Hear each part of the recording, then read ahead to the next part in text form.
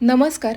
आज आपण उपवासासाठी अगदी खमंग, बाहेरून कुरकुरीत आणि आतून मऊ असा साबुदाणा वडा आणि सोबतच मस्त दह्याची चटणी बनवणार आहोत. ही रेसिपी अगदी सोपी आहे. काही छोट्या टिप्स तुम्ही फॉलो केल्या तर तुमचे साबुदाणा वडेसुद्धा प्रत्येक वेळी परफेक्टच होतील. आता तुम्ही म्हणाल साबुदाणा वड्यांची रेसिपी आहे तर वेगळं काय आहे? तर मैत्रिणींनो, साबुदाणा वडे सगळेच बनवतात. एकदा माझ्या या पद्धतीने बनवून तर बघा, नेहमीच बनवून खाल, माझी गॅरंटी आहे. चला तर पटकन आपण या रेसिपीला सुरुवात करूया. सर्वात आधी इथे मी एक मोठी वाटी साबुदाणा रात्रीच भिजवून घेतला. अतिशय मोकळा आणि सुटसुटीत हा साबुदाणा भिजलेला आहे. 4 ते 5 चमचे साबुदाणा मी साईडला काढून ठेवला. त्यानंतर भिजलेला साबुदाणा आपल्याला मिक्सरच्या भांड्यामध्ये घालायचा आहे. 3 ते 4 हिरवी मिरची कट करून घातली, अर्धा चमचा जिरे, झाकण लावून मिक्सरला आपल्याला पल्स मोडवर साबुदाणा जाडसर असा आपल्याला 2 ते 3 वेळा मिक्सर चालू बंद करत फिरवून घ्यायचं आहे. तुम्ही बघू शकता, अजिबात पाणी घालायचं नाही. आता आपण एका मोठ्या भांड्यामध्ये साबुदाणा काढून घेऊया. त्यानंतर सुरुवातीला आपण 3 ते 4 चमचे भिजलेला साबुदाणा काढून ठेवला होता तो घालायचा आहे. बारीक चिरलेला कोथिंबीर, चवीनुसार मीठ, अर्ध्या लिंबाचा रस पिळून घालायचा आहे. त्यानंतर इथं मी 2 बटाटे उकडून साल काढून आणि पूर्णपणे थंड करून घेतलेले आहेत. 3 ते 4 टेबलस्पून भाजलेला शेंगदाण्याचा कूट घालायचा आहे. इथं मी साल न काढता शेंगदाणे भाजून त्यानंतर मिक्सरला काढून घेतले. त्यानंतर सर्व साहित्य आपल्याला अशा पद्धतीने एकजीव करायचं आहे. मस्त मिश्रणाचा गोळा तयार झाला, तुम्ही बघू शकता. आता आपल्याला छोटे छोटे बॉल्स तयार करायचे आहेत. बऱ्याचदा साबुदाणा वडे बनवताना मिश्रण हे पातळ होतं. असं होऊ नये त्यासाठी आपल्याला 2 महत्त्वाच्या गोष्टी लक्षात ठेवायच्या आहेत. एक तर शेंगदाण्याचं कूट हे जाडसर आपल्याला घालायचं आहे. त्यानंतर उकडलेला बटाटा पूर्णपणे थंड झाल्यावरच आपल्याला मिश्रणामध्ये घालायचा आहे. इथं मी सर्व मिश्रणाचे छोटे छोटे बॉल्स तयार करून घेतले. हाताला तेलाचा किंवा पाण्याचा हात लावायचा आहे. दोन्ही तळ हाताच्या मध्ये बरोबर प्रेस करायचं आहे. त्यानंतर अशा पद्धतीने बोटाने आपल्याला वड्याला छिद्र करायचं आहे. अशाच पद्धतीने मी सर्व वडे तयार करून घेणार आहे. इथे मी मध्यम आकाराचे वडे तयार करून घेतले. यापेक्षा जर तुम्हाला मोठे वडे आवडत असतील तर तुम्ही नक्कीच करू शकता. सर्व वड्यांना शेप देऊन झालेला आहे, तुम्ही बघू शकता. चला तर पटकन आपण दह्याची चटणी कशी करायची ते सुद्धा बघूया. अर्धी वाटी भाजलेले शेंगदाणे, कोथिंबीर, 3 ते 4 हिरवी मिरची, त्यानंतर अर्धी वाटी इथं मी घरी तयार केलेलं दही घेतलेलं आहे. थोडंसं मीठ घालायचं आहे. मिक्सरला आपल्याला चटणी तयार करून घ्यायची आहे.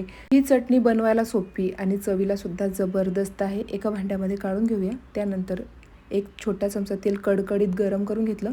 थोडंसं जिरं घालायचं आहे आणि मस्त खमंग फोडणी आपल्या चटणीला द्यायची आहे. इथं आपली उपवासाची दह्याची चटणी तयार झाली.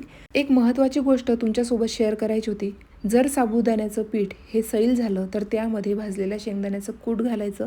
कूट मात्र आपल्याला जाडसरच घालायचं आहे. आता तेल व्यवस्थित गरम झालेलं आहे.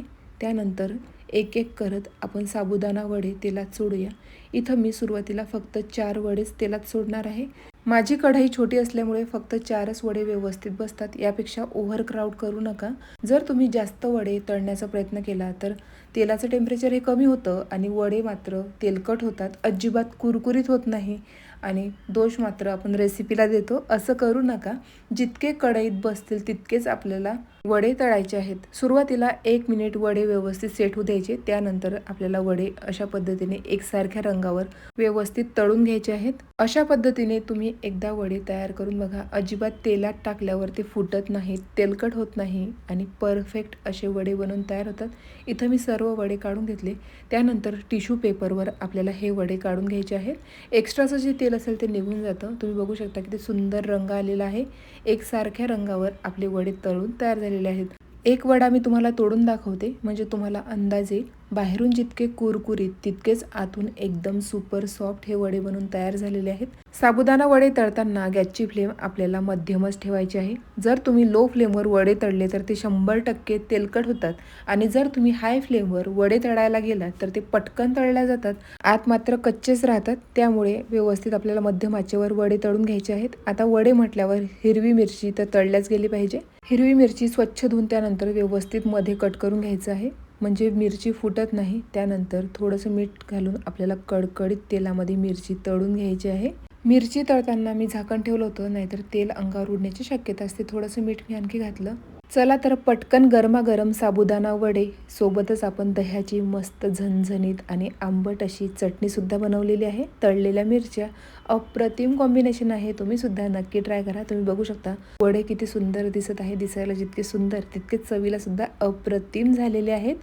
साबुदाणा वडे बनवताना जिरे आणि कोथिंबीर घातलेलं आहे. जर तुम्ही उपवासाला खात नसाल तर तुम्ही स्किप केलं तरीसुद्धा चालेल.